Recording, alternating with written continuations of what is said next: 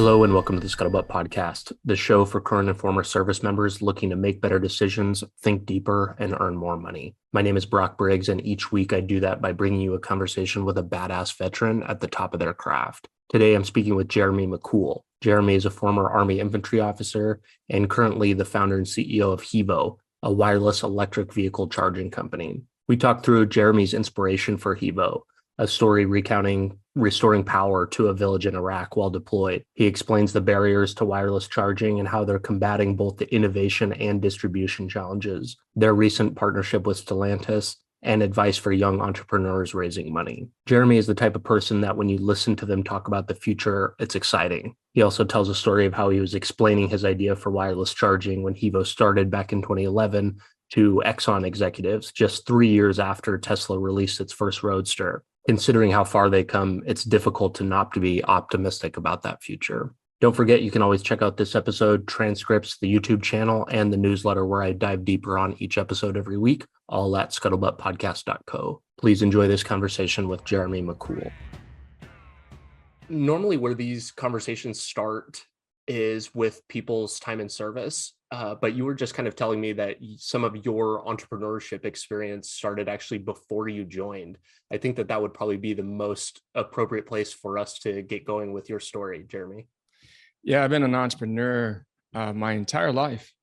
Since I can remember, I've been trying to figure out ways to bring product to market, starting with being a newspaper boy. I was delivering product to customers that wanted it, and then I figured out something. Those were customers that may want to have their lawns mowed as well. And so I started to market to those people was, what if I came back over the weekend and mowed your lawn?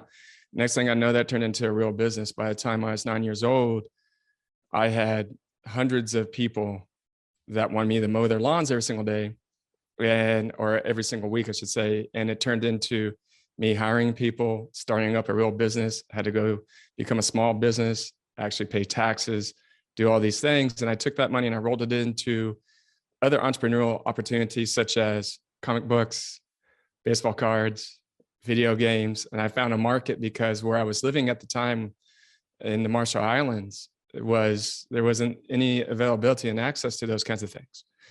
And so I took one and turned it into another and turned it into another. And by the time I was 10, 11 years old, I had 3 streams of revenue. I was making enough money to be able to basically pay for everything for myself, and learned how to manage people, learned how to hire people, learned how to manage books, learned how to create product market fit, learned how marketing worked, and all these other things that has played very well in my life. In 2001, 9/11 happened. So I was 21 years old and, very much watching this thing unfold in front of us. And that very moment became the day when I made a decision. I wanted to become an Army guy. Back then I didn't know what that meant. So I tried to join, just like so many other people did, on September 12th. And there just was too many people that were trying to join at one time, and they didn't have any room for me. So they told me to go take a look at ROTC and National Guard in terms of the recruiters. And I said, okay, let me go see what's going on there. And I went to ROTC, started as fast as I could, and quickly realized I was missing a lot of the tangible skills that a lot of the other prior service members had. And it was important to me to try to learn how to be a soldier before I became a leader. I had to be a follower before I became a leader, I should even say. And so I went to the National Guard, went through infantry basic training. That launched my service time. 6 years in the military, 3.5 years active duty. I was an infantry officer. And then I went to Baghdad, and everything changed in 2007, 2008. And it changed the direction of my life perpetually in terms of what I was going to do next. I already had an idea that I wouldn't be doing it for life, but this made it very clear to me what I was going to have to do if I had the chance to make it back. So that's where I got moving and went from Baghdad to Brooklyn in 2008, right in time for the Great Recession to start, but also a good time to start my graduate studies at Columbia University. And that's where HEVO, the company that we're going to talk about, took off from there. You were saying as you were preparing to join the army that you didn't know what being an army guy meant. With Mhm. the benefit of hindsight, what do you think that that actually means to you now? Well, it means a lot of things. I think first and foremost, the qualities and the traits and the values of what the army represents is very true. The loyalty, the duty, the respect, all those things. But the most important one was the selfless service. That one to me always stood out as the one that if you followed true to that, then you could respectfully be all the other things. Because if you put everybody and everything in front of you, in terms of those things being the most important part, especially the people that you were serving along and leading, then you would serve with honor, you would serve with integrity, you would serve with personal courage. And so, if I had to get down to the brass knuckles of what it is, it's selfless service. I think that's exactly what it means to be in the military. You're doing something that is, of most people's opinion, crazy, especially when it's in time of war. That really doesn't line up with most people's risk appetites. And it's clear that the kind of job that I did in the infantry and being an infantry leader, first being on the enlisted side and then later on the officer side, it's clear that I had an appetite for more risk, but I also had an appetite for being in the midst of where some of the greatest soldiers live. And I felt that I had this rare opportunity in my youth to lead some incredible people and do something that was well beyond my comprehensions or means. And to be able to do it with some success only meant that I was doing it with the right people that believed in me. So that plays out very well, though, by the way, in professional life and business life. Turns out it's literally the same thing as creating a company. Entrepreneurship is like, in many ways, going to war. You got to commit, you got to convince people to do things that they normally wouldn't be willing to do. There's a lot of risk in jumping on board with a startup. And I've been doing this now for almost 12 years. So I can speak to all the hardships that most people would ever experience, whether it's fundraising, whether it's having a product that doesn't meet the market requirements, whether it was pricing, running through all those different challenges. It's a very similar situation to what it's like to lead soldiers and convincing them to do things that normally they wouldn't. And that gets down to leadership, and leadership is influence. And that is the single thing that you have to be able to do on both sides of it, whether you're in business or you're in the military. Would you say that your ability to lead is the thing that changed the most about you during your time in? Maybe starting out, and you mentioned not having the necessary or requisite skills to kind of lead. Is that what you grew to develop because of your time in? I've always been a leader since day one, since I was born. I've always been a leader.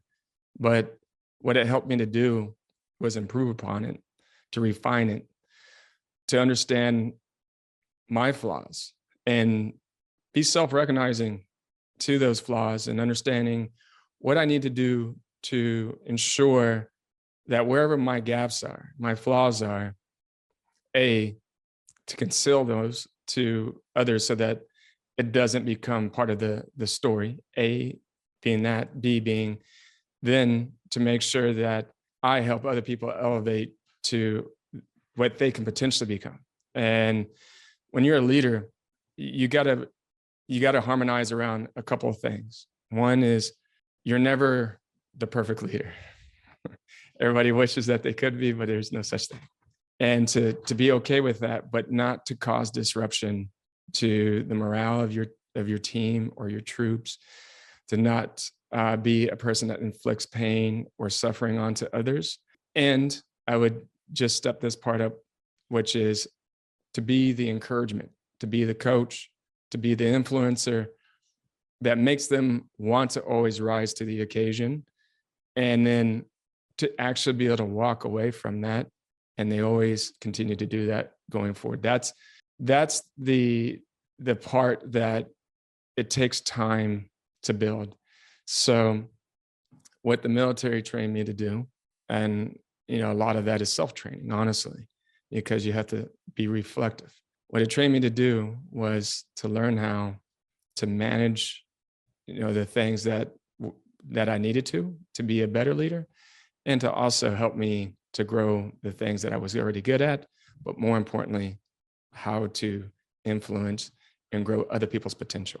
What were some of those areas that you think that you needed the most improvement on leadership wise? I find it interesting that certainly in a early stage startup, you need leadership, maybe not right at the beginning if you're setting out as kind of like a solopreneur or you're just doing it on your own. But eventually, if you want to reach any amount of scale, you have to convince people of something. And I think that you touched on that a little bit. What do you think was your biggest opportunity to improve on? And like maybe how has that bled over into your time at HEVO? Calmness in all situations, calmness in all types of challenges. It's easy to paint the picture of starting a company and going through some hard challenges after you've gone to war, because you can always relate back to that, right? And go, well, it's not Baghdad. Right. So it can't be that bad, right? But at the same time, that's not what everybody else is experiencing. So everybody else, especially when it's hard and when everybody's not getting paid properly and all these other things in those early years, or if they're even getting paid at all, it's the calmness. It's staying very positive around and optimistic around the key focus points that you have to. We teach this every single week, and every week I start off every week by writing an email that goes out around 7:00 in the morning on Monday mornings.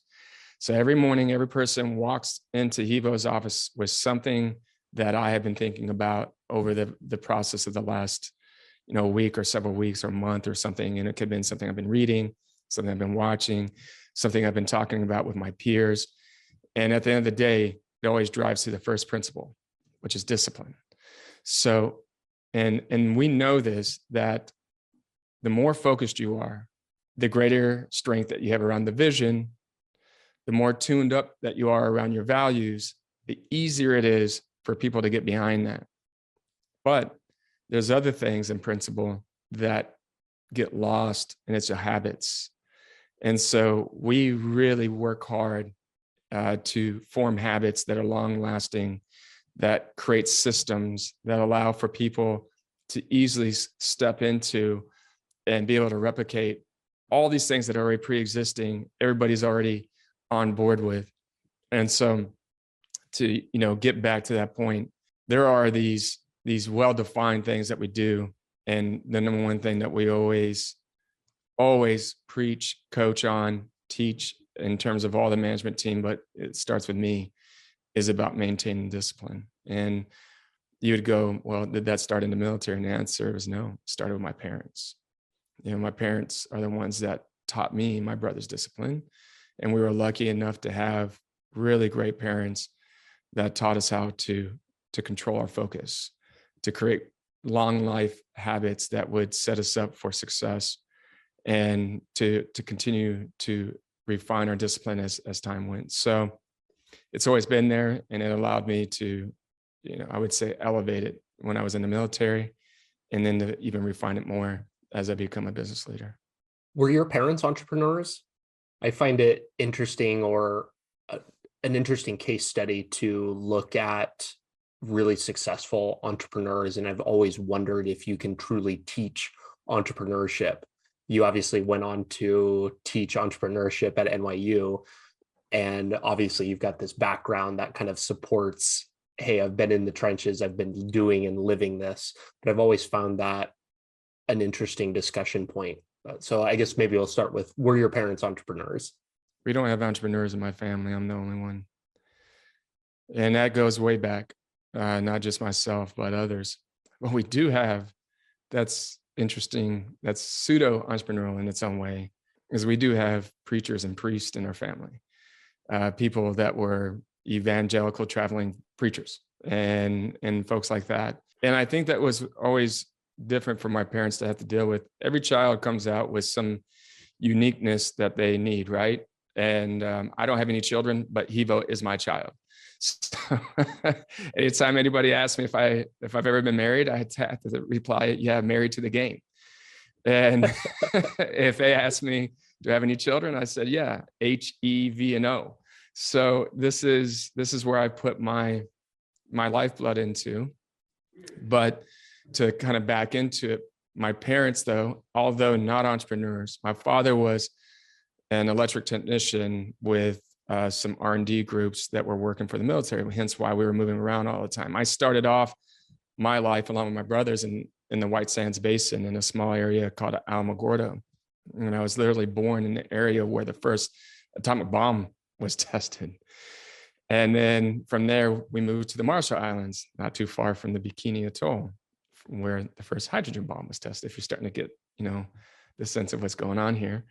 Then we moved to the area next to Huntsville, where Von Braun and some others were working on missile tech and were responsible for a lot of those things. So my father was involved with some really cool technology, hard technology. We never got to really discuss it because it was always obviously confidential, but we do know that he worked on missile tech. We know he worked on lasers. We know he worked on flight simulators and all kinds of cool things like that. Unfortunately, he passed in 1999. We were very young. I was 19. My brother's even younger, 16 and 14, and he passed from cancer. And it was just, again, to the luck of having really great parents that we had already really strong discipline in our lives. And although don't take it for granted, we lost a very important member of our family. We were set up to be able to become independent men and had to do that very early. And so all of us joined the military. As a matter of fact, all my brothers, we all joined around the same time. One went into the Coast Guard, one went into the Air Force, I went into the Army. And it was, that early age of my parents let me be an entrepreneur, trying to encourage me to do it, not knowing exactly how all these things worked, but being there to help support. My father was taking phone calls from people and playing secretary to all the people that wanted to have their lawns mowed, or that wanted to come over and do some sales and purchases on baseball cards and things like that. So we had some fun as a family. It was really a great time to grow up in that era. One of my favorite podcasts is hosted by this guy, David Senra. The podcast is Founders Podcast. I'm not sure if you're familiar.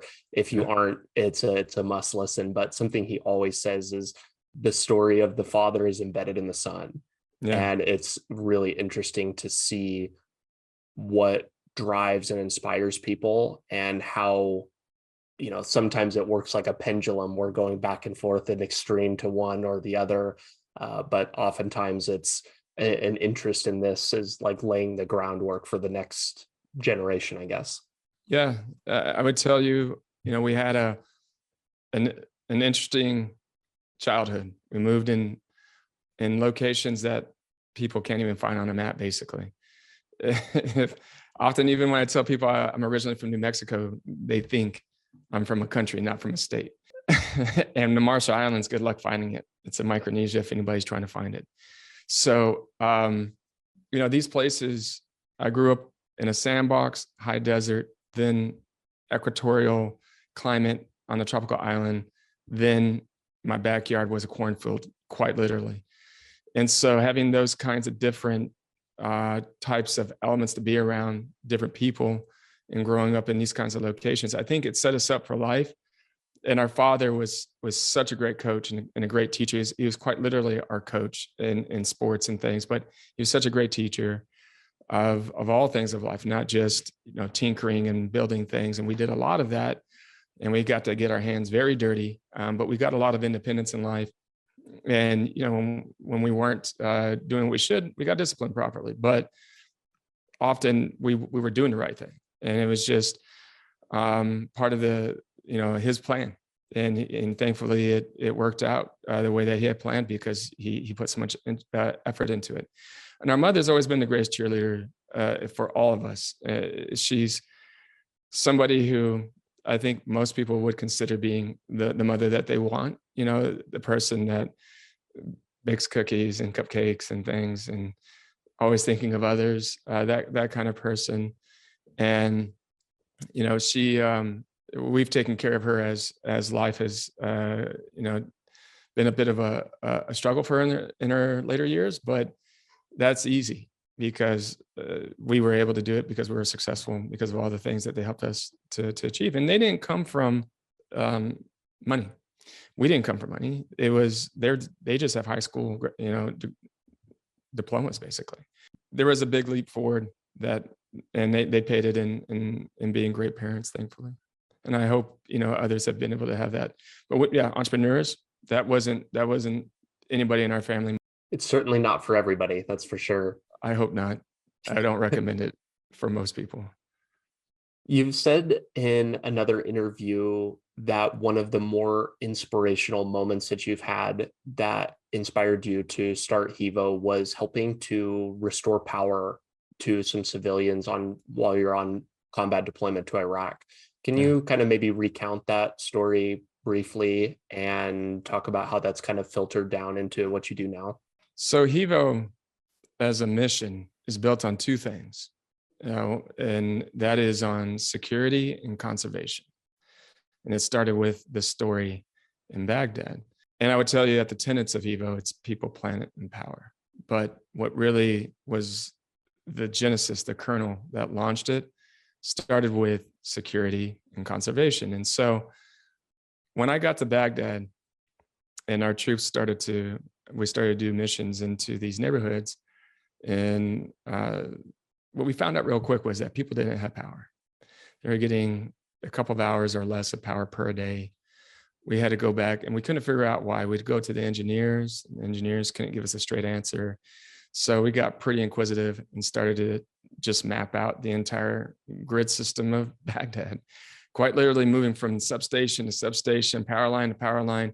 And we traced it all back, and it went back to the main generators that we had destroyed, and there just wasn't enough juice. And we, being the military, because that's the way that we did things back then. So then became the situation of, well, what's the biggest causation for extrajudicial killings? What's going on with what's the biggest surging factor behind insurgencies? And we got to the point where it was obvious to us, at least, it's around security. And it's not just security as in securing life, but it's about securing economy. It's about quality of life. It's about hospitals and basic services being available. And they didn't have any of it. So I became a really good, I wouldn't say great, but I became a really good servant in the civil services side of things. And a couple of things that we did up front to improve people's quality of life was, you couldn't, unless you've been there, you can't imagine how much trash there was around Baghdad. It was, at that point, everything was a heaping pile of trash. And that's where all these IEDs were. And everything else that was coming out of that was diseased. Animals were getting into it, kids were getting into it. And so the first thing we did was we brought out bulldozers and became garbage guys overnight. We were hauling trash off to these main heaps, but then we started to expose people still couldn't work, and we got to work on helping to bring energy back. And so the way that we did it is we teamed up with a bunch of local entrepreneurs in Baghdad and around Iraq who were Iraqis that wanted to help rebuild Iraq and, of course, figure out new business models. So we helped them to bring in these generators, these diesel generators that they could bring into these neighborhoods because we couldn't give them central power. And they overnight, would see hundreds of lines basically being connected from people's homes. And people would just do it automatically on their own. And overnight, people went from having 2 hours of power or less to having an amazing amount of power in form of 8, 12, 18 hours. Some of them even had power 24/7. And immediately when that happened, quality of life went up. People started being able to build businesses again, and all kinds of more nefarious things went down significantly. And so killings, insurgencies, all these things, because now people had a life that they wanted to build and live for. And there was this one problem. We started to get reports of high respiratory illnesses and epidemiological issues. And working very closely with the hospitals, it came back down to, well, it was coming from these generators. We went back into these neighborhoods and started to look again. And sure enough, anywhere we've had a generator put in, there was black soot covering places that were, not the same black before. So we took those generators, we moved them out into neighborhood or outside the neighborhoods, walled them up, put some security around it, just to make sure nobody was there to play with it. And it helped to bring that down. But there was this other thing that started to happen that was really interesting, Brock, which was that all of a sudden, Al-Qaeda caught on to what was going on, and they started to sack the supply lines. And the diesel was being stolen by Al-Qaeda, driven into the neighborhoods where these kerosene or these diesel generators were located at, and then being resold on the black market pricing to them. And all of a sudden, everybody's chits for their energy skyrocketed to 10, 20, 30x. And so people started to report that to us, and we had to go find these operatives and eliminate that problem. And so when we finally was able to securitize the energy supply chain for them, it was all on from that point. We didn't have to do much to secure our neighborhoods anymore. They self-secured. They created policing forces. They immediately went into building businesses. Schools were operationally almost at 100% across the board. Hospitals were seeing drops in all kinds of just things that you couldn't have, imagine having problems with in first world countries.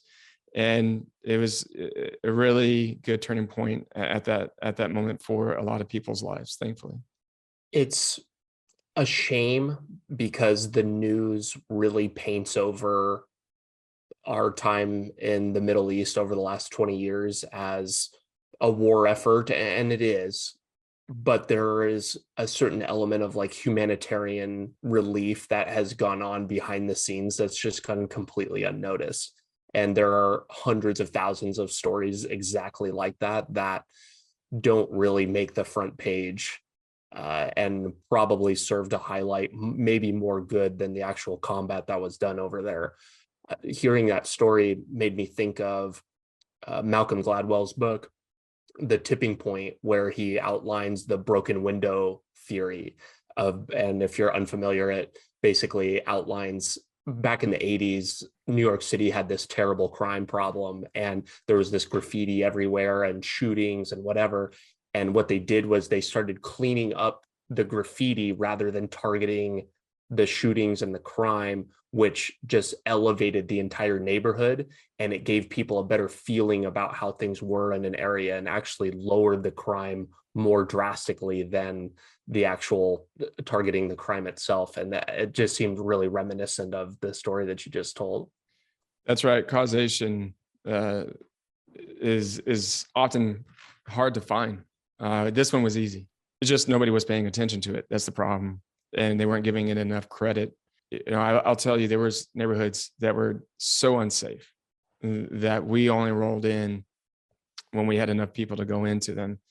And we wouldn't let other companies or platoons roll in with us because they were so unsafe. We didn't want them to get thrown into something. By the end of our tour, a lot of that had subsided. We were able to go to most neighborhoods pretty welcomed. And, it was interesting too, that at the same time, the dichotomy of this situation was that we were very much humanitarian developers in a lot of ways. Don't get me wrong. We did kick in a lot of doors and go find people that were responsible for just horrendous, terrible things that people should never have to experience. Mass killings and all kinds of things. And we found those guys. But we did it in a way because we knew our neighborhoods, and we're in such lockstep with the leaders of those neighborhoods and those tribes that it didn't disrupt or harm the communities. But as soon as some other elements, other platoons or companies or some of the black op guys, which specifically show up in those neighborhoods, it would become more of a raucous situation, and it would become very kinetic all of a sudden. And it would often turn the neighborhoods against us. So we were constantly battling. We were battling against the ill will of a few in the neighborhoods who just wanted to loot, kill, and destroy. And we worked with the neighborhoods to get rid of those people. If you're willing to hear a story, I'll give you one. This one is pretty remarkable, actually. So my platoon sergeant and I, my second in command, we had gotten this mission to go try to find a couple of high value targets. And we went into this part of a neighborhood where it was very unsafe, and actually went to meet with the leader of that area at the time, a liaison to this leader of Jaish al-Mahdi, which was an insurgency group within Iraq. And so we meet with him at a coffee shop, and we have this major from the Iraqi army with us. And we're sitting in this coffee shop. It's on a corner, and within minutes, there's hundreds of people surrounding us. We're completely surrounded, and it was to the point where it was mob. It felt like we were about to be completely overrun. I pushed out our elements for our security to move them out to keep a little bit of calmness to the crowd, so that in case some other things happened to me and my second in command and my interpreter, not everybody needed to be in the middle of that. So we pushed them out a bit, and they were chanting, things in Arabic about their anger to America, etc. And within about 20 minutes of talking with the crowd, I was able to get them to calm down and to get them to understand what we were going to do next. And this was our vision of how we were going to open up the community back for getting energy, getting economy back, getting all these things that they hadn't had in several years. And by the time I was walking out, 20, 30 minutes later, they were chanting USA, and they let us walk through the crowd untouched. We pretty much thought that was going to be one of our last days on earth. That story stuck with me. But at the end of the day, there was a lot of people doing a lot of hard work on the ground, trying to do things for the betterment of those people. And we did our best, and we left it in the best effort, in the best hands that we could as we transitioned back to the U.S. Those stories will live with you forever, right? And what it teaches you, though, is that there's a great deal more to this story than what most people think. There's a lot of hatred and challenges that were in that dynamic before we showed up.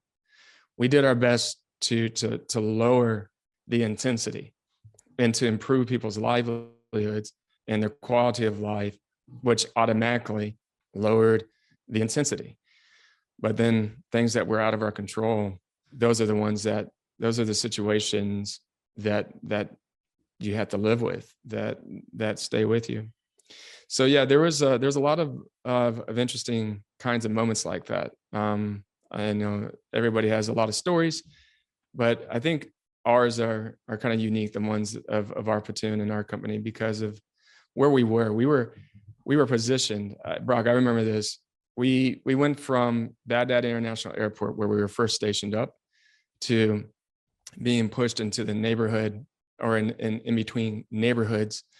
And we got stuck in a 2-story house amongst buildings that were all taller than us. And I remember walking into this house that we had purchased and acquired, and then making that a joint security station, and looking at all the observation points everywhere around us, 360 degrees, and thinking, this is just a matter of time. We're going to have to stay here basically 24/7, hold this up, but everybody can always see our maneuvers. And at any point in time, they can just lock, load, and have some fun. And they did that. And to the point where we had to calm that down. And so we were always at threat. it was always a high threat level just because of where we were. And we just happened to be fortuitously, if you want to put it that way, and I'm using that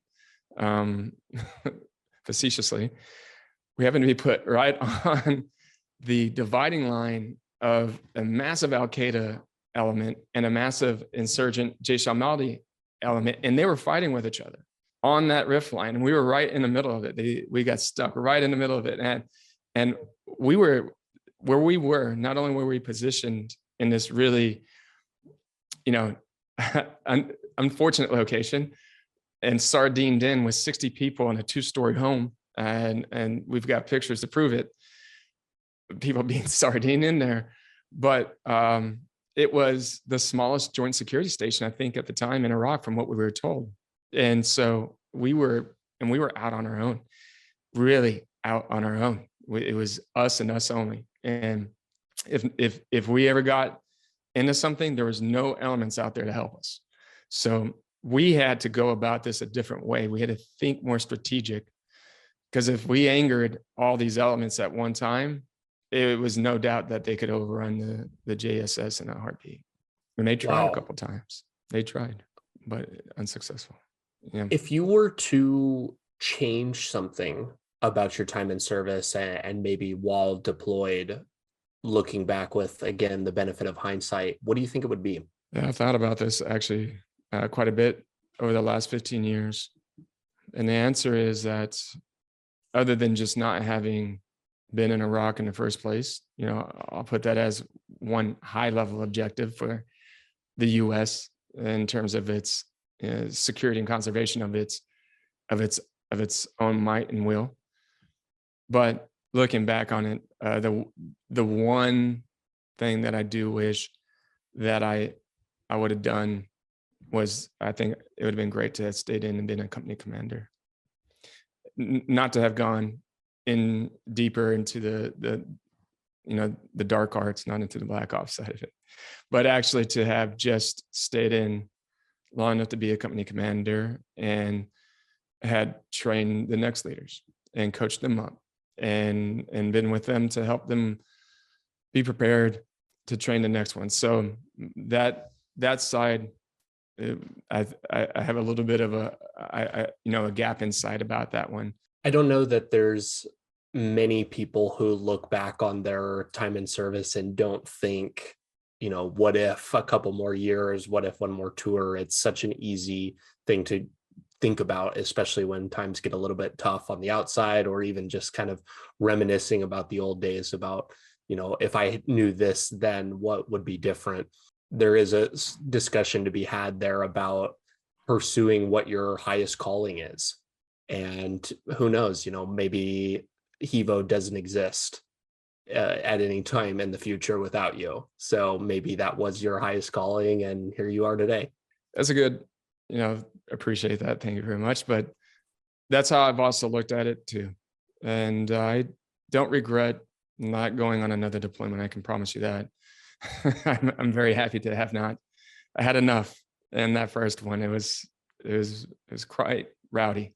So I got enough out of that one and did my best for everybody that I could, and left everybody that had served with in the best position that I possibly could. And it turned out very well for almost all of them. I mean, they really went and did some amazing things in their professional lives. Either they stayed on the journey in the military or they didn't. But I don't have anything left on the battlefield by no stretch of the imagination. And that's why HEVO started. I didn't want to see other young people go into battle for these kinds of things again, to go into war for these things. It was ridiculous that we ever did it in the first place, in my view. Now, I'm not going to sit here and try to talk for everybody, but my personal opinion, it was a ridiculous situation that we ever found ourselves there. And it could have been easily, it didn't have to happen. And we are a highly innovative society. The US is the innovator, the chief innovator of the world. We can innovate like nobody else. That 100% is a true statement about the United States. People always look at what is the number one, what is the United States the best at? I don't know why we don't ever talk about innovation. Everybody always looks at things like the military, or GDP and things like that. Our greatest asset as a country is innovation. We innovate way beyond anybody else or any other country's capacity to do so. And the reason why we're able to do that is because we've created systems over the last several generations, not decades, not years, generations, to ensure that we can innovate.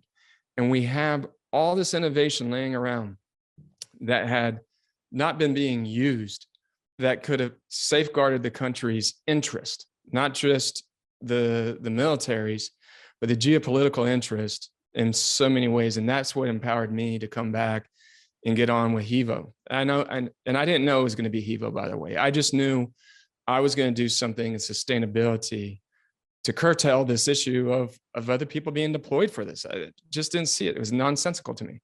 And so I went to Columbia with one purpose: to start a company. That was it. I didn't want to work for anybody in the form of work, but I wanted to build something. I wanted to create something. I wanted to make something so unique and so powerful that it would be able to stand the test of time, to give alternatives to people, and to safeguard our interest, security, conservation, things that are important for the livelihood and the next generations to be able to take on and carry forward as well. So I look at my time actually in Baghdad served very well, because the eye-opening experiences I had and the chief challenges I got to see firsthand, and be able to witness what happens whenever people are sucking in contaminants from petrol and fossil fuels at a rate that they shouldn't, and then taking that out and thinking about it from a macro point of view. And this is where the passion starts to get in, right? Because you can't go through that in life and just and be a robot. We're all emotional creatures, and we might want to try objectivity as much as we want, but we can't. Everything has some subjectivity. Everything has some bias to it. This wasn't, to me, the situation that made it very easy for me to go and spend the last 12 years of my life working on something that still may never come together. But for me, a life well worth spent trying and continuing to be the selfless servant to my country and to the citizens of this world. Absolutely. Well, and I think too, the long-term incentives are in our favor. And I think that you describing this generational, opportunity that is just kind of compounding over time, I think a lot of that is spurred by capitalism. We have the ability over the long term to realize almost seemingly unrealistic outcomes if you're ambitious enough. And there's a lot of holes and stuff with capitalism that people are very eager to point out, and it's by no means a perfect system. But looking at the innovation, as you say, that has come out of our country, it's hard to argue that it isn't very good at the very least. Last 150 years, chiefly those innovations have been written by the United States. I mean, everything from locomotives and energy, petrol, refinement, like those things spurred up the economy, got people out of really terrible living quality issues that we were dealing with in the United States. You could pull yourself by your boot heels out of it and get jobs that allowed you to perform, and for the next generation to have the next opportunity and the next opportunity. The entire IT and computer age is owned by the United States to its effect. We owe a debt of gratitude to Tim Berners-Lee and everybody that worked on creating an open internet, right? I mean, think about everything that we're able to do right now. You and I are talking over an interface. This is really remarkable. And we're able to do it very efficiently too, with just little amount of resources to do that. Everything that we're using right now is likely chiefly built around the things that we as a country got to be a part of or responsible for leading. And I really believe that it's so important for people to understand how much the country has been leading from the very start at the front, in the beginning of the aughts of this century, leading from the front on things related to sustainability. There would not be a solar industry or a wind industry or an electric vehicle industry if we didn't have entrepreneurs in Silicon Valley, in New York, in Texas, and other places across the country that were willing to step up and take a lot of risk on. We came in 2011, and people may not even know what HEVO is yet in this conversation. And it's a wireless EV charging company. We charge cars wirelessly. That company was started in 2011. We predicted a problem with electric cars before there was more than 20,000 electric cars on roadways around the world. Or at least my research did, I should say. So there was this commonality, though, also that there's a bunch of problems that needed to be resolved. And so infrastructure and charging and all these things, giving people a universal way to be able to charge, and having a bunch of different cords like you have for phones and tablets and things like that, making it where it was safe and easy to use, making it equitable so that people that have disabilities don't have to figure out how to unravel a cord that weighs 50 pounds. There's just a lot of things in it that really drove the mission here. And it became very clear to me that this was going to be my pathway forward. But I want to say one more thing about my time in the military, which is that probably the most understated thing that has happened successfully out of the people that served in the military and went into combat is that we got a foundation of leaders in this country that are on the coming up right now. It's not just me out here, right? I know a lot of clean tech veterans out in the space now. When I first started, there wasn't any, maybe a couple. We would see each other and it was kind of like spotting a unicorn out in the wild. But now there's so many of these leaders stepping up across the board in all kinds of different categories and industries. But clean tech has been one that we've seen a lot of leaders from the military, young leaders, 10, 15 years ago, who have made a decision to transition to something that they could get behind in the security and in the conservation of our resources. And that is going to be the real tell of the tape of what our generation of leaders in war and combat went through. We'll take those experiences, we'll take all the nuggets of knowledge and leadership and training that we got, and we will apply it to making the world a safer place to live, in the form of better access to energy options and better access to conservational access options as well. You might have just summed up the purpose of this show like far better than I ever have. That is such a good point. And the veteran population is extremely dynamic. And I love when they go into entrepreneurship and go on to build and start businesses. And that it's so exciting to me. As I was saying before we started recording, talking about interesting people that are contributing to the world in a really meaningful way. But the fact that they were in the service is it's usually a footnote. It's not something that's like, hey, maybe this is like a common driver of what makes or like builds a successful person. There are so many notable people that like it's just not talked about. Sam Walton, Fred Smith, Exactly. There's just all of these really, really intriguing people who have served, and I'm here to talk to them. That's why I'm here. That's why I'm here talking to you today. It's exciting. It's a great time, as always, to be a vet, I think. Probably better than any time.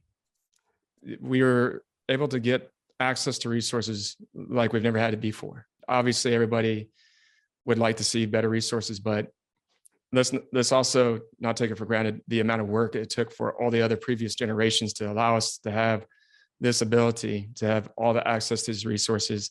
And if we're ambitious enough as people or as a person, to your point, you can get after it. And that's why I moved to New York. This is a city of ambitious people.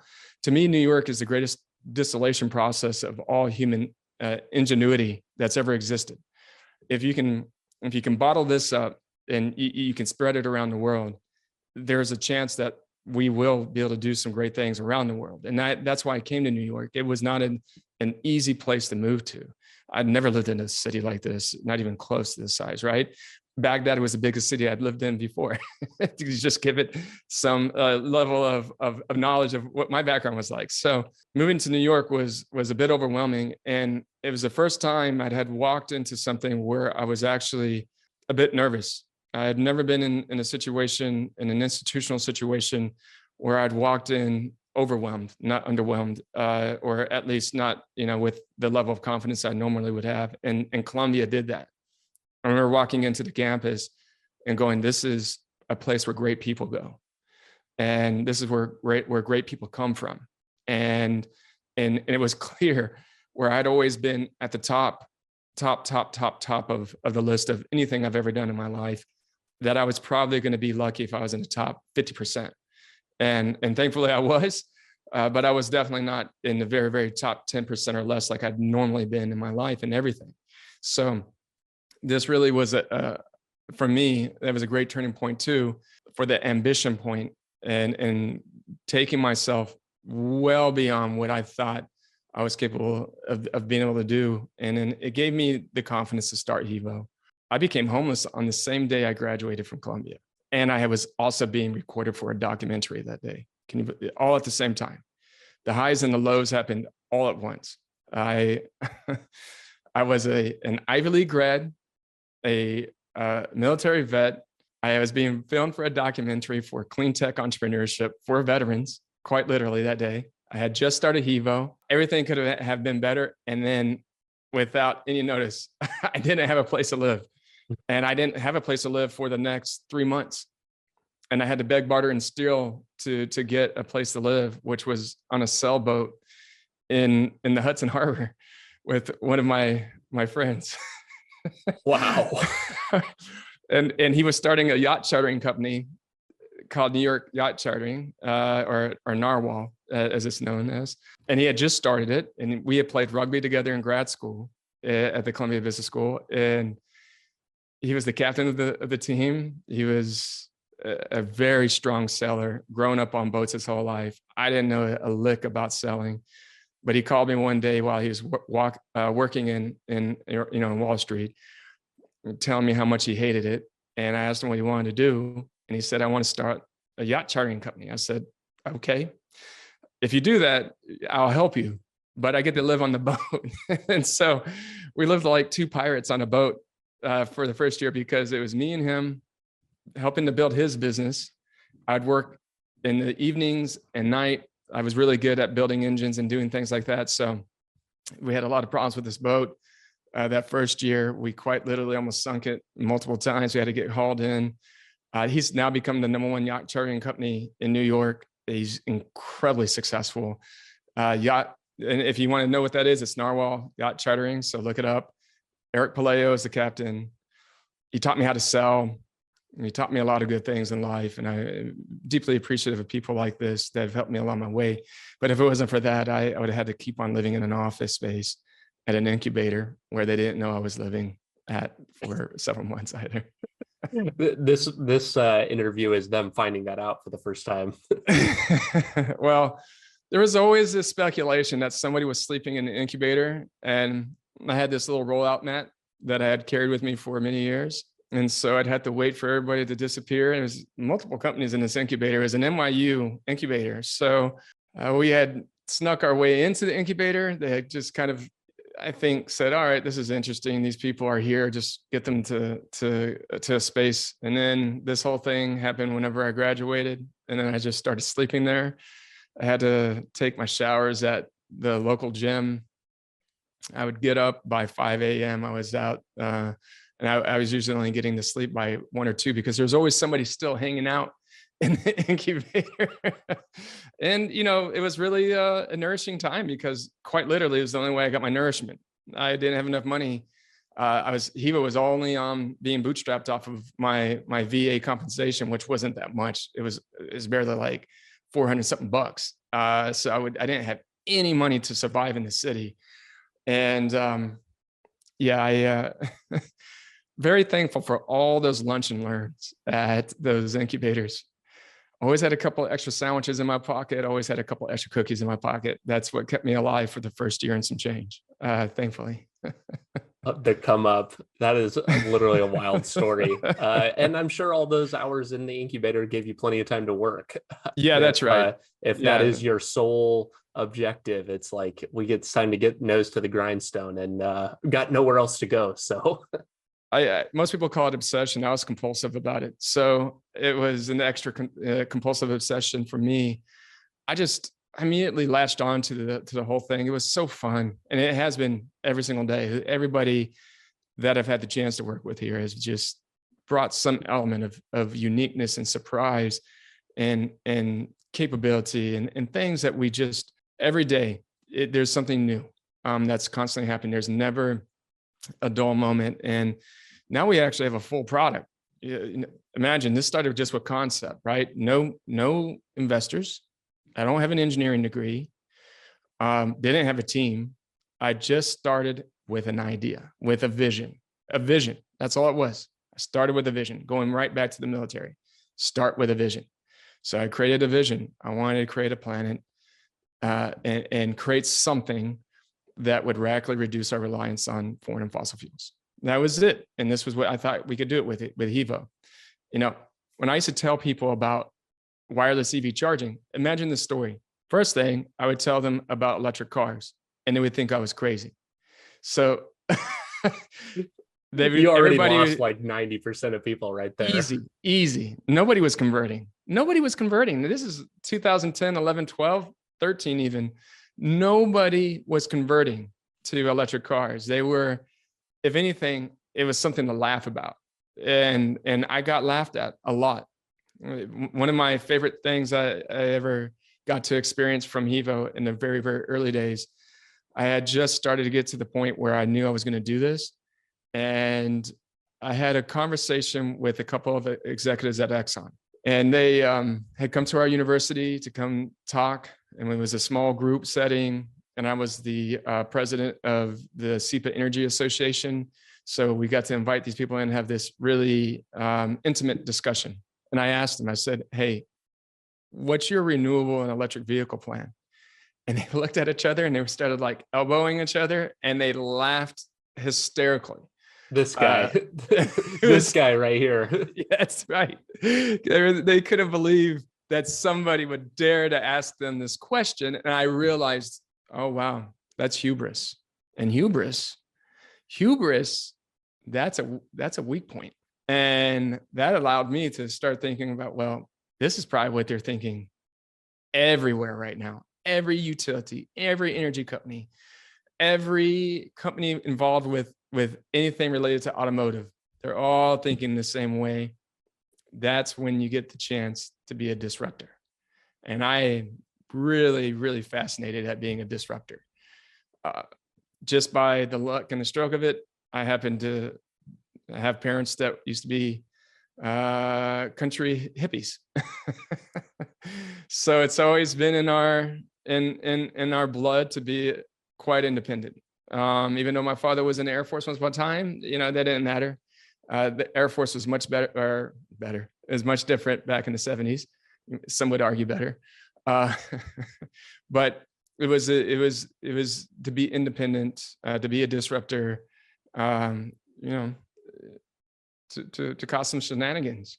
Yeah. And so that was great. I heard it directly from the mouth, and I said, "Wow, this is going to be a lot of fun to be a disruptor."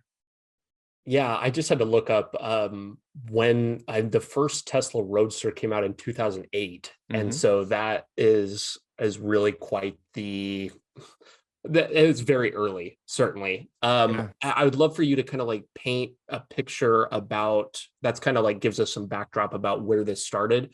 Yeah. Where are you guys at today? Sure. And where HEVO is today is still very much feels like a starting point, because this entire industry still feels like it's at a starting point. So we're currently doing projects on 4 continents. We have done projects with some of the biggest automakers in the world. We just announced a partnership with Stellantis, which is formerly known as Chrysler Fiat. And they've added in all these other groups, Peugeot, and a few other ones from Europe, like Maserati. And so now they're the 4th largest automaker in the world. And so we are a partner to Stellantis. We're a partner, and we have a partnership with another company that does box trucks, vans, and delivery kinds of vehicles that they trans over from regular petrol vehicles to electric vehicles. The name of that company is Lightning E-Motors. And so these are two of the primary automaker companies that we're working with that we can speak about publicly. Some more to be announced hopefully in the next year or in the next even few months. We have a partnership with a company called VIA that's out of Detroit. They are the selected partner by Stellantis for installing charging stations at the 2,500 or plus dealerships that Stellantis has across the United States. I think that actually covers in North America to a degree as well. So we now have a partnership with them. And we have a couple of partnerships globally in the UK, in Australia, in Korea. And so things are getting set up. HEVO is the first company in the world to ever certify wireless EV charging in the form of 4 automotive standards, which is known as Society of Automotive Engineering, and also for Underwriters Laboratories, which is responsible for anything that's powering off of the grid, and any EV charging equipment has to be UL certified. So we became the first company in the world to achieve those back in 2020. It gave us the notoriety and the capability to validate that this technology could then be put into some kind of commercial application. And our focus is fleets. So we focus on logistics, we focus on transit, and we focus on what we call accessibility or disabled driver fleets as well. And so that's where our early market adopters are. That's what we've been being focused on. Today, we've done a few dozen different projects around the globe, and we're preparing for what is the biggest single project yet to be implemented for wireless EV charging, which is here in the city of New York. We won, as part of a consortium, we won a project to provide wireless EV charging for a transit company called Dollar Ride, which is also located in New York. And they service people that are in the outer borough areas where they have no access to transits, which are known as transit deserts. So these hundreds of thousands of people each day in New York have to rely on what is called a dollar van. And they jump on the van, they pay this driver $1, it's unregulated. It's just this existing ecosystem, just like, all things in New York kind of exist in many ways. It's just this unique existing ecosystem that's there. It's perpetual, it works, and people keep on going on with it. But these happen to be in neighborhoods of disadvantaged communities, but not only that, in neighborhoods where we have seen the highest emissions, and that, going back to that point about epidemiological and respiratory issues, that's where some of those cases are the highest. So what this project is going to represent is the first of its kind public charging network for wireless charging. And it's starting in New York. We're going to put out 100 chargers in these neighborhoods. Overnight, these vans, these electric dollar ride vans are going to pick up these passengers throughout the day. Overnight, they're going to charge. And then during the daytime, what's really cool about this is that it's also the only product that offers both plug-in and wireless from the same source, one package.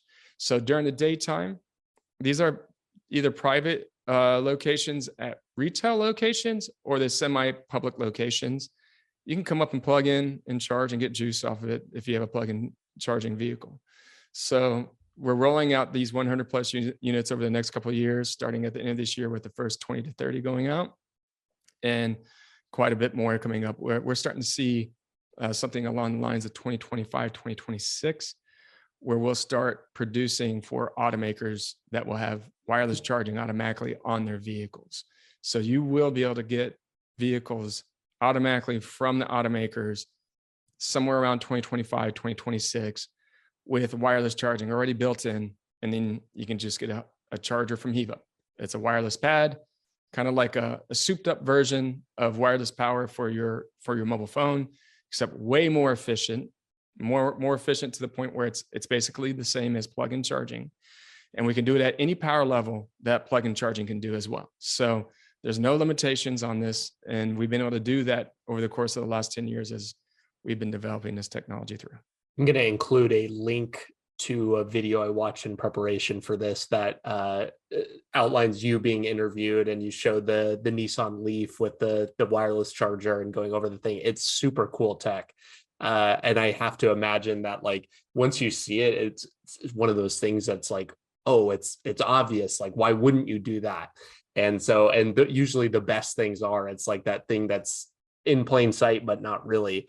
How many public chargers do you guys have right now? And then how many of these like retrofit units like are out in the world, I guess? Yeah, zero. Every project that we have is in a private location, fleet yard or something like that at the moment. And I would just say that there are zero wireless public charging stations today. Everything has been, I'm talking about from any of our competitors or anybody. And there are some competitors, but not many. And so that to state, this is going to be the first year that there are actual public charging stations, and HEVO is the first to do it. So, you know, coming back to that point where I said innovation comes from this country, that's where this really, really kicked off at. Nothing against the other developments that had happened in other places. In the United States is where we saw wireless charging become a product to be able to be purchased. And it was HEVO that led the way in meeting all the requirements. And being at the tip of innovation like this, at the front end of the spear, it just feels like it's the same thing I've been doing since 2001. Yeah, this isn't different for me, but what I want is that everybody loves it, right? This is my child. This is our child. And in fact, it's interesting that you brought up the Roadster, because it did come out in 2008. And it was the first car that I had seen that made me feel that there could be a chance for electric cars. And an interesting story about that is that I, with a couple of other friends at Columbia, had hosted a symposium, an energy symposium, where we invited the only Tesla Roadster owner in all of New York City at that time to bring their Roadster and park it in the middle of Columbia's campus as part of this energy symposium, as one of the key things to showcase as an exhibit. And it was a showstopper. I just remember it rolling into the middle of the campus on this cobblestone kind of road that or walk path, and it was this almost like a chameleon green, and it rolled up. And we also got Chevy to give us a Volt. So we had the Chevy Volt and we had the Tesla Roadster sitting next to each other in front of these two really important kind of parts of the campus, in front of Low Library, where there's this alma mater statue that everybody has seen on any movie about New York City and financial crimes. It always shows that the statue of Columbia. It just kind of works out that way. So anyways, these vehicles were sitting there, and I got into it and I said, oh my God, this is real. This can happen. And our COO today, our chief operating officer, who didn't come into HEVO as a COO until 2021, he was at the symposium. So he saw the Roadster too. And it just so happened to be later on, he became the CEO many years later of HEVO. We happened to be there together. We didn't even know each other then. So it happened to become a team later on in life around this one event that I got to be a part of that. I got to help the co-host. And since then, HEVO launched. Certainly that, definitely more so in those early days, like awareness is such a big deal. And kind of what I perceive as the challenge that you guys are tackling now is kind of twofold. You have like a tech problem, like you need to hey, we don't have this thing that should exist but needs to.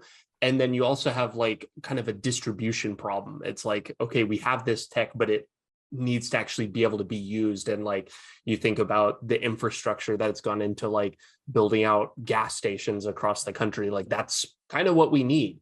Yeah. What do you think where are you guys at in like tackling both of those problems? And I guess, what do you think is your biggest challenge right now today? There's a few.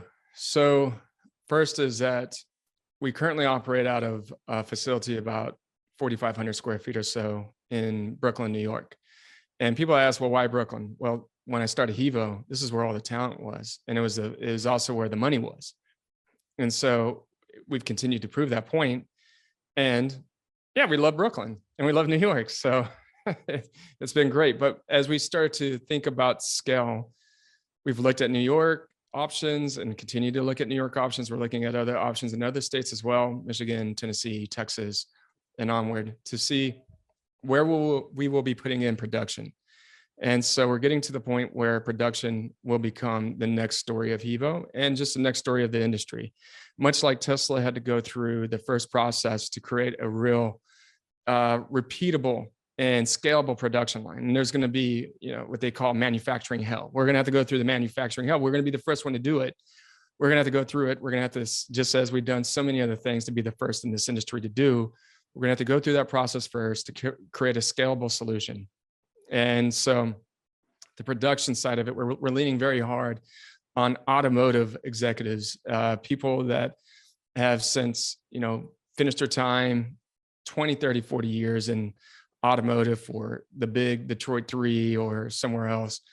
And they know how to scale. They know how to build facilities. So we're currently in the phase of finding that key person or people to come and help us out to build this thing next. Second to that answer is that getting it onto automakers' vehicles. Automakers always have a couple of upfront things. First is not built here, not created here. That is a mentality. It's an ethos. So you got to get them over the hump of, well, this isn't from you, but you wouldn't want it any other way, because now as a supplier to them, they get to dictate the terms. And to do that means that we have to meet those qualifications. So this goes back to production. And so all these things start to line up about what's in the next phase for this. Getting it on the vehicles is the easy part. Convincing the automakers is the more challenging part, because you can't just go to one decision maker. These automotive companies are built around a very well-defined qualification, quality control system in decision-making for things that go onto their vehicles. When you finally get to a vehicle production line owner, somebody that actually owns that vehicle platform, that car, that make that model, it's gone through the hands of very, very important people along the way who have said, okay, this is good to go, so that they can finally make a decision to put it on. And then from there, the final thing that automakers are going to always be looking at is weight and cost. You have to have a system. We have a content that goes onto a vehicle that is very unique. You don't usually see this kind of content in one package going on one vehicle, and it's actually as a cost component, it's a higher cost component for the vehicle. We're talking only in the range of about $300 to $400 max. So it's not what we would conceive as a very high cost of content, but the reality is that it is to the automaker and it is to their customers and how they market it. So we got to be very dictative around how we price things out and how we get it in terms of the weight. The weight, we know we have to have it under 20 pounds in order for the vehicle side to be kitted up, so that the automakers feel that it meets its requirements. Still on a vehicle that weighs 4,000 pounds. These vehicles are tanks. Have you ever seen video or pictures of the Hummer Super Truck? No, I haven't. Pretty large. Take a look. It is a 10,000 pound vehicle. A small tank, literally. It's a small tank. And so adding something that weighs 20 pounds to it doesn't seem remarkable, right? But they care about those things. They got to make sure it meets all the safety standards, environmental standards, and all these things. And it's really important to the end of the day for the customers. So we're going through that process right now with a handful of different automakers, and we're working to get customers, which they've been asking for a decade now. We're working to get them readied up, wireless EV ready, vehicles that come off the line with wireless charging. They don't want to do retrofits, and we don't want to do it either, honestly, unless the automaker has approved it. If the automaker approves the retrofit, we'd love for you to be able to go to their local dealer and get your existing EV retrofitted up with a HEVO wireless pad and battery adapter on your vehicle. But that's really the only way symbiotically that could really exist for an aftermarket solution. We're really channeling on the focus of it being factory built in so that customers can get it automatically with it and then just make the choice for wireless upfront. And then having already existing networks there to do that installation. I will tell you one more thing though, and it's kind of a lost but very important part of the ingredients, which is that there are existing EV charging companies out there, plug-in charging companies. And with companies like HEVO and some of our competitors out there having gotten partnerships and having been given the opportunity to put wireless charging on those cars, these companies have to adapt or die. That's the answer. It's like as if you had a rotary phone and you're at AT&T and you never adapted to the wireless phone. Could you imagine if they didn't ever get into cellular service? There would be no AT&T today. So they have to get on with this story. And we're looking to make our first announcement of a major EV charging company that's known, well known actually, to add to our list of partners within the next month or so. And that by itself will help to staple together everything. Now people will know they can get charging from a known EV charging supplier and network with wireless charging enabled systems that have been qualified through automotive.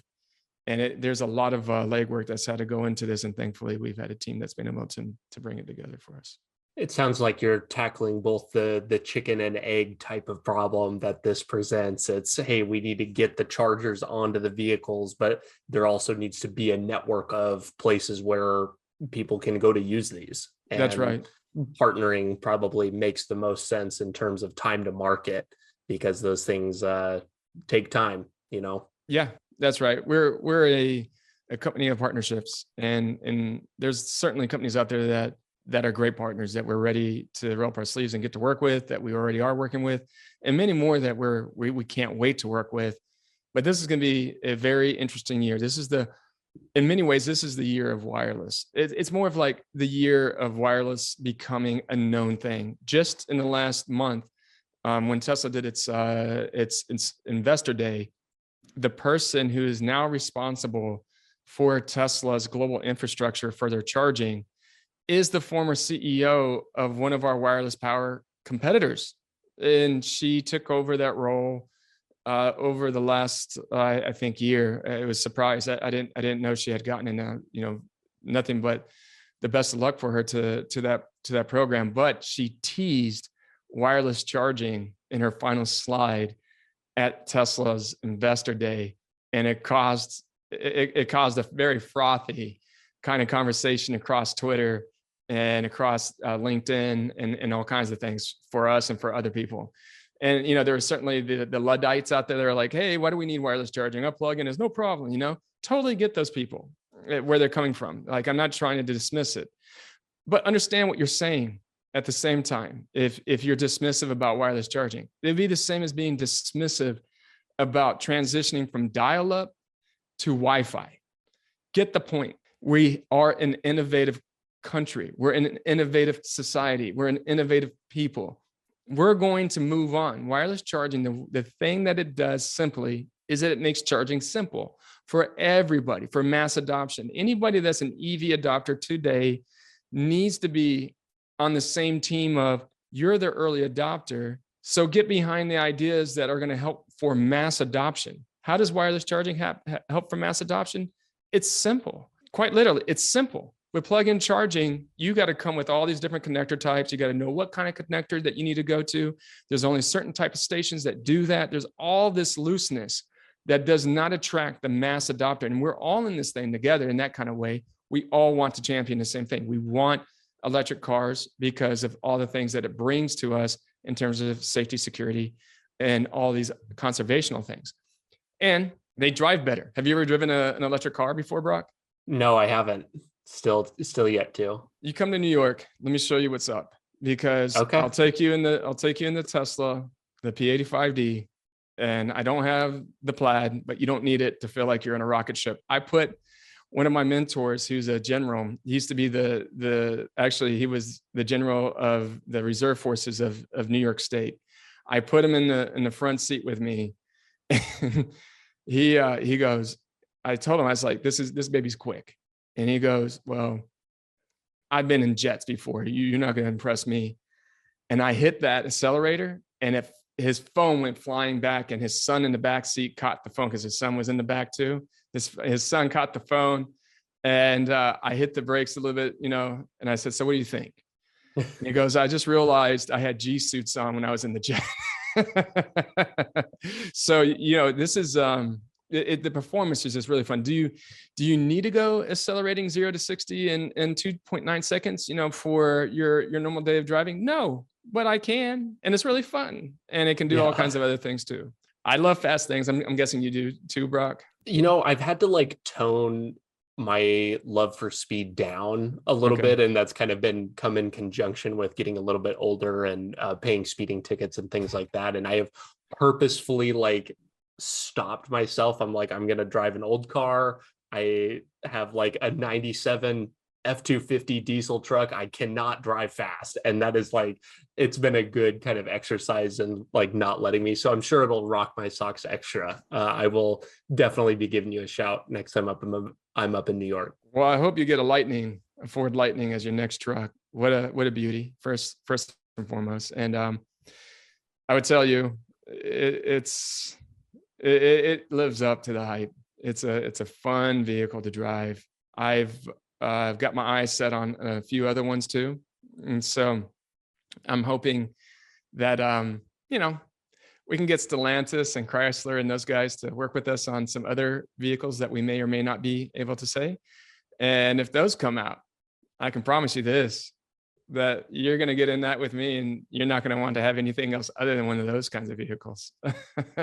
I'm looking forward to it. That's super cool. And it sounds like you guys have a bunch of really cool things kind of coming down the pipeline. I know you guys closed a crowdfunding round this last year, and I would love to talk about what that means for you guys as a company, and what the next 5 years looks like for HEVO.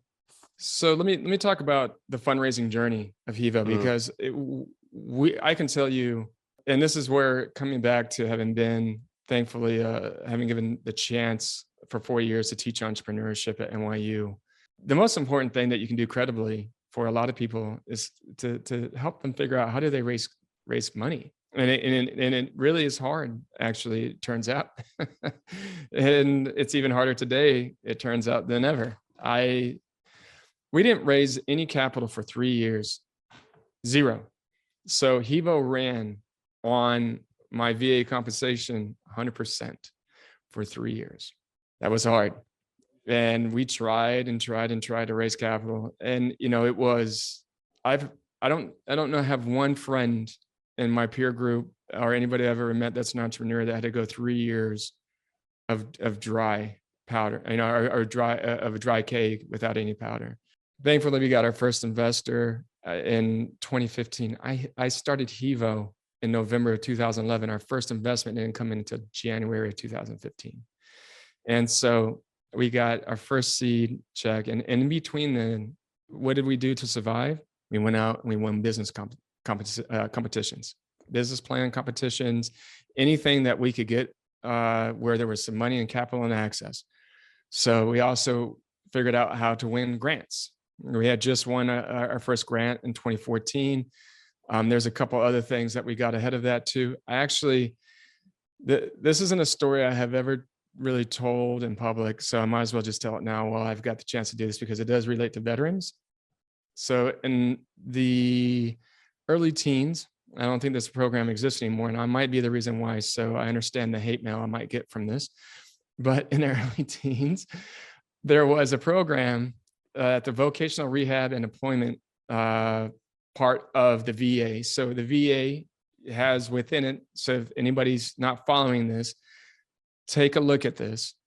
Within the VA, if you're compensated, there's this extra program called Vocational Rehab and Employment, VRNE.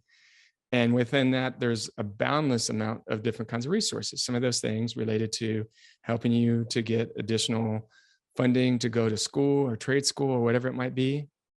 If you're a disabled veteran and you need assistance and support at your home or housing, maybe you need to have something like counters lowered or something like that, very specific to you. They can do that kind of stuff. And at that point in time, again, I don't think it's in existence anymore. I'm pretty sure I got the reason for it is there's a thing that they were actually helping veterans to fund the startup of their companies out of the VA, of all things. I had a luck of the straw that the person who happened to be my advisor was a fan of what I was trying to do. He stuck his neck out on the line. He got his directors stick their necks on the line for me. They helped me to get a $50,000 no string attached fund from the VA to help start HEVO. And then they stopped the program forever. So I think that probably some people in DC said, you're putting money into a company that does wireless EV charging. They're like, no. VA, VC, it's all the same, right? Like it's just one letter off. Go look under rocks. There's money there, is what I'm trying to tell people. Where you might have an opportunity may not exist for others. And that is 100% what it is like to fundraise. We're not the right ingredient for most investors. We are a hardware company. We have an amazing software. We have an award-winning hardware. We were awarded this past year a PACE Pilot Award, which is only given to companies that are selected by a body of automotive people that are kind of like representatively the Oscars of automotive. And we got one of those awards this year. We are the wireless charging awardee. There were no other awardees, period, in this group because we were that one. And so to come back to it, we have amazing software, we have amazing hardware, but because of it being electric vehicle, being clean tech, being hardware with principled technology that people don't understand, with hard, complex systems that you got to work through automotive adoption, through getting it engineered properly, to meeting all these satisfactory certification requirements. I'm omnipresent on the point that anybody that joined us and became an investor in us thought of the world much differently. They were in their fact, in many ways, a disruptor.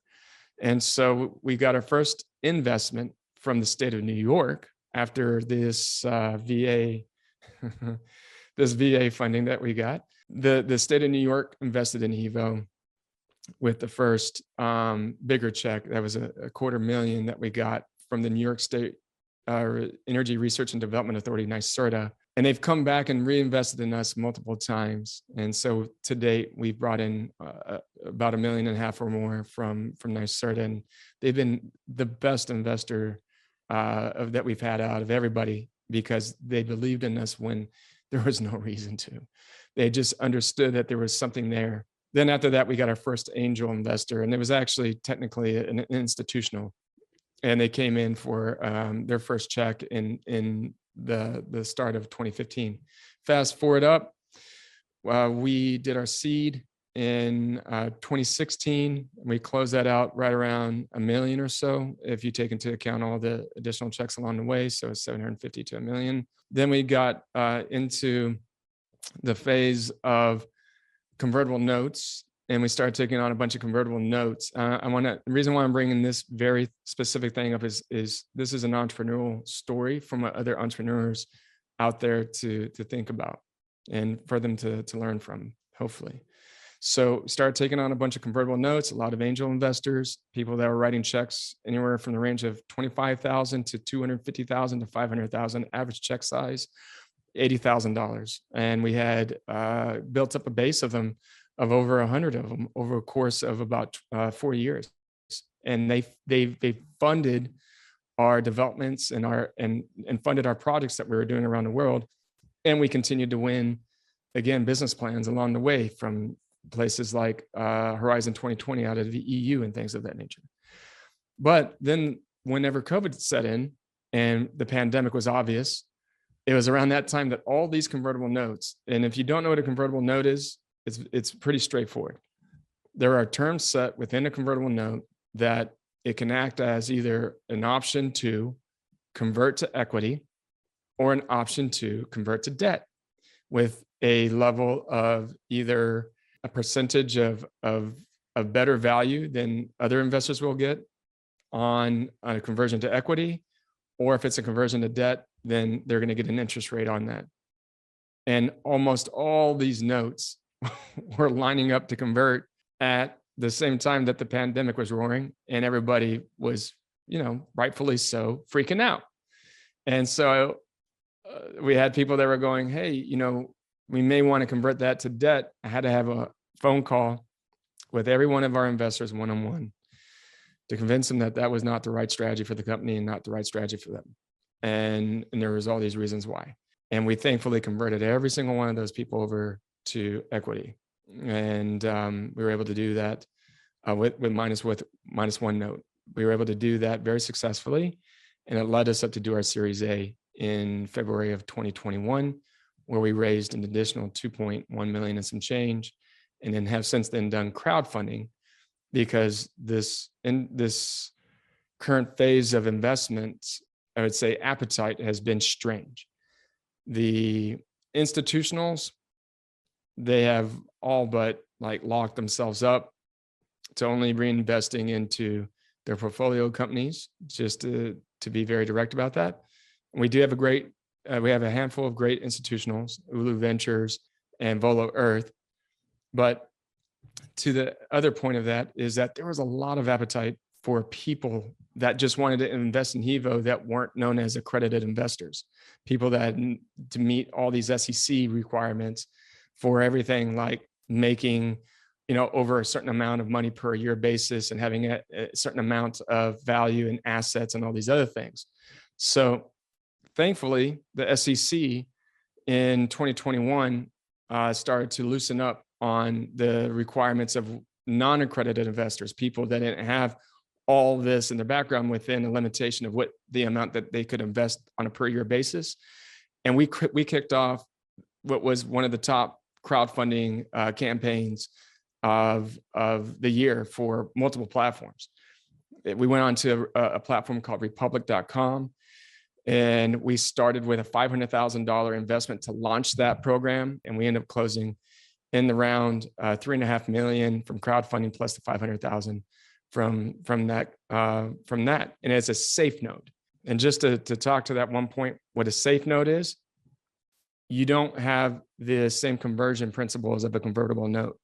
And again, I'm talking to my entrepreneurial friends out there, or people that want to consider crowdfunding. The safe note is the better option for the company. And what I mean to say is that the option to convert, and when the conversion happens for equity is typically driven by the terms of when the company wants that to happen. So that could happen at the next equity round, or that can happen when you exit. And so it leaves you with a much stronger capability to know that you're not going to have something lurking over your head with somebody wanting to convert to debt when you may not be able to pay that back. And so I'm telling you, entrepreneur to entrepreneur out there, that the safe note is the right way to go. It keeps you from getting into trouble with the conversion to debt, leaves the optionality for when the conversion happens to equity between you and that investor, or you just make it directly for everybody the same way, which is the way you should do it.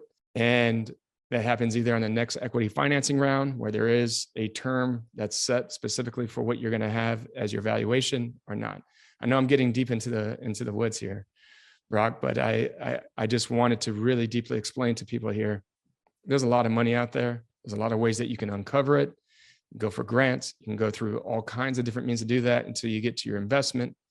And then when you finally get into the investment, make sure you're doing the terms in a way that doesn't potentially take away your company from you as a founder and as the management team.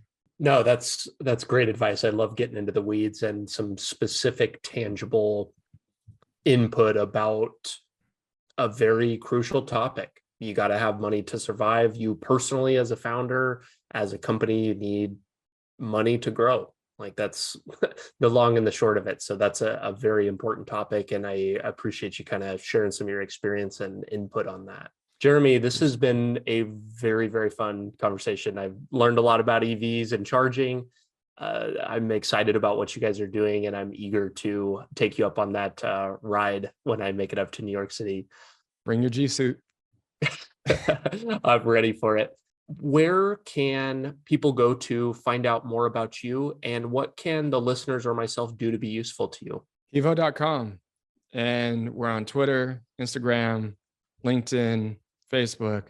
Find us on social media. Follow us because we're very active. We keep people updated on the technology. We keep them updated on what's happening in the industry. We make all of our public announcements through that. So please follow us on one of those social media sites if you want to keep up with HEVO. If you want to consider potentially an investment in HEVO, you can do that at investment@hevo.com. Pretty easy to do, or I should say, investor@hevo.com. The other thing is that we are always interested in finding top talent. So if you happen to know somebody who has deep automotive experience that's been producing, or they've got something in their background that you think that could be a good fit, reach out about that. Always happy to find the best talented people in the world to come and join us on this mission. And then finally, when you can get a wireless charged ready vehicle, buy from HEVO because you're buying from America. Fantastic. Jeremy, thank you so much. I really appreciate your time today. It's been a pleasure. Thanks, Brock. Thanks so much for tuning in today. Your listenership helps me better educate people like you and the rest of our nation's military, both past and present, on building a successful life outside of military service. If you're looking for more ways the top vets are leading more effective lifestyles, building businesses, and using the resources designed specifically for you, press here for a selection of some of the best clips. Be sure to like this video and subscribe to the channel to stay up to date, and I will be talking with you soon.